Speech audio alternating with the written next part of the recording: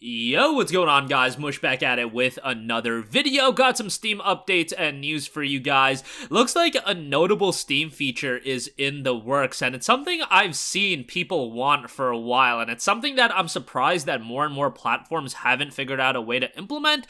But after the success of, like, the Spotify Wraps, I feel like this is something literally every platform should have, and that is like a year in review, and it looks like Steam is working on that, as noted by Pavel over on Twitter. We'll talk all about that. Looks like a PlayStation exclusive that some people wanted to come to PC, may not be in development. That's a little bit of a bummer, and a game is gonna be getting pulled from Steam early next year, so we'll talk that. Not a franchise I'm too familiar with, but I always like to make that abundantly clear for you guys, so if you do want to pick it up, before it's lost in the ether, I will make that abundantly clear. Alright, more on that at the end of this video, but first up, it looks like Valve is working on a year-in review page, and they added the page when a sale started. Now, I don't know if this is gonna be an entire, year-in review of 2022, or if it's something just for sales. I think if it's just for sales, showing you how much money you spent, or how much money was spent in total and stuff like that, that's whack. Nobody wants that. But if you are doing it in conjunction with the winter sale, and it is like a Steam version of Spotify Wrapped, and it showcases, all these stats of, your most played games, achievements you've earned, etc., least played game, I don't know, whatever kind of stats you want to implement, it's something that Spotify has done, and you wouldn't think it would have just, blown up, but Spotify Wrap every year, I swear, it is just all over social media. People I know are posting their Spotify Wraps in group chat. I don't even use Spotify, and I am abundantly aware of Spotify Wrap just because I see it posted on social media so much. It just seems like a free marketing tool that if you can implement it somehow, it seems like something that's very effective, especially when you're implementing it when Steam is running one of their biggest sales of the year. Now, the image that Pavel has notes Steam Replay 2022. I would imagine that is pointing towards the entirety of the year, and that'll give you some stats. I don't know. Personally speaking, I am a sucker for stats, achievements, trophies, things like that. I am just a sucker for, and I just like to earn them or see that. On the Steam page, you'll always see how many hours you've clocked in on specific games over the last 2 weeks, your total playtime for those games, and especially the stat that's how much time have you spent gaming in the last 2 weeks.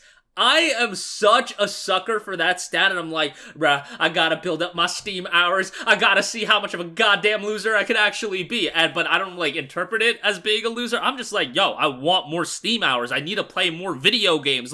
I'm not playing enough video games. When I see that, I feel like 28 hours in the last 14 days, that's a lot of the times I'm hovering around 28 to 35, and I feel like that's not enough. But that works out to 2 to 3 hours of gaming a day, but I'm just like, man, I need to get to 50. I need to get to 100, and there was a summer break. This was when I was still in high school. There was a summer break where I definitely did crack 120 hours in that games played in the last 2 weeks section. I'm just a sucker for that kind of stuff, so adding more elements like that to Steam, I just think will improve it as a platform, and I think Valve's been doing a good job in improving Steam as a platform and making it more engaging, I miss the days of Steam sales offering flash deals and, community choice and things like that. I get it that from a financial standpoint, Valve probably did some internal studyings and realized that it wasn't the most effective way in rolling out sales, but it just was always something to talk about, and daily deals rolling out every day.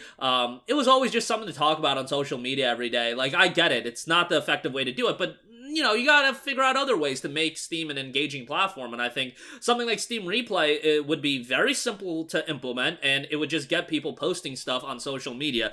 Twitter is flooded with that Spotify Wrap stuff, and it's just interesting to see what people are listening to. Be interesting to see what people are playing. Now, when people get hit with, 6,000 hours in Team Fortress 2 in the last year, maybe that's a little bit of an exposure on, what you're playing, but nonetheless, for me, Halo Infinite, like, I think I would be disgusted by how many hours I put in Halo Infinite, and that game's, like, pretty bad, too. So it's like, why am I playing Halo Infinite that much? I've stopped, thankfully, but I was putting way too many hours into that game for, like, no reason. It was just, like, mindless fun for me. But nonetheless, hopefully that does come to fruition. Moving on from that, according to a new interview with Kazunori Yamauchi, who's the director of Gran Turismo, and this is coming from Japanese magazine Dengeki Online, it was mentioned that this was a misreport from the media as far as Gran Turismo on PC. He noted, "That's not true. Regarding a PC version," I replied, "as a developer, it's not that I haven't considered all possibilities, Yamauchi. That means that the possibility is not zero. Simply, if you ask me, are you doing anything concrete? I am not doing anything. There is nothing to talk about." So as far as Gran Turismo goes,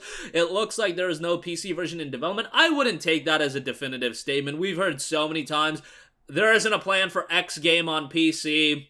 And ultimately, it came to fruition. I mean, when Spider-Man got announced for PC, everybody, like, dug up that Insomniac tweet that said, like, oh, Spider-Man's gonna be a PlayStation exclusive forever. Then ultimately, 4 years later, it came out on PC. Now, hopefully with GT7, if it does ultimately come out on PC, it's not a 4-year-long wait. Because Gran Turismo 7's a game I enjoyed. I really thought I was gonna sink more time into it than I did. Because when GT7 came out, I was, like, really, really in the mood for a racing sim. And I had fun with GT7. I know that there was a lot of controversy with, like, the currency and everything like that, and rightfully so, but like, Gran Turismo has lost a lot of steam, and how do you revitalize the franchise? Well, I think having a PC release, not gonna say that's gonna fully revitalize the franchise, but I think it could help the franchise, which, Gran Turismo, do you guys remember when Gran Turismo 5 was coming out in 2010?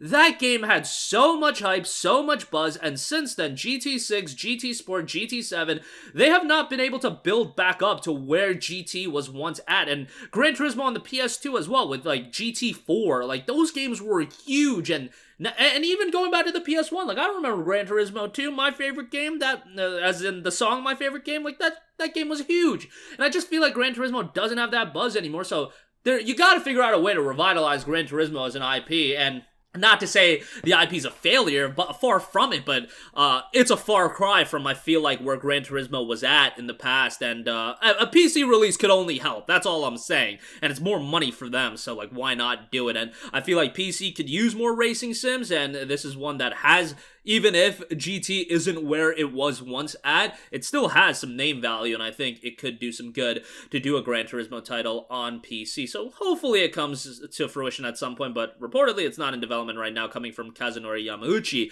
Lastly, I do want to note, the Xseed series of games and OSTs will be delisted from Steam on January 6th. The official post note, "We've almost completed the process of transitioning our titles back to their respective developers before new media shuts up shop for good. The Xseed series are the last titles to go, but unfortunately the developer has dropped out of contact, so we're unable to hand over publishing to them. As such, we will delist the Xseed series from titles from Steam on January 6th. Hopefully the developer will get back in contact and continue selling the titles between now and then, but we can't guarantee this will happen or if the titles will ever be sold on Steam or elsewhere ever again." Bottom line, if you're thinking of picking up the games, great games by the way, now is the time to do it. These are shoot-'em-up titles, like anime aesthetic shoot-'em-ups. Very positive reception, 159 reviews, 89% positive, so yeah, if you do want them, they're 50% off at $3. The Xseed collection is $5, and there is a Brutality edition for $12.49. Not too familiar with these games, but thought I would make note of that, as they are going to be pulled from Steam forever, and I try to do, I'm trying to do a better job of keeping you guys up to date with that, because sometimes I mention them,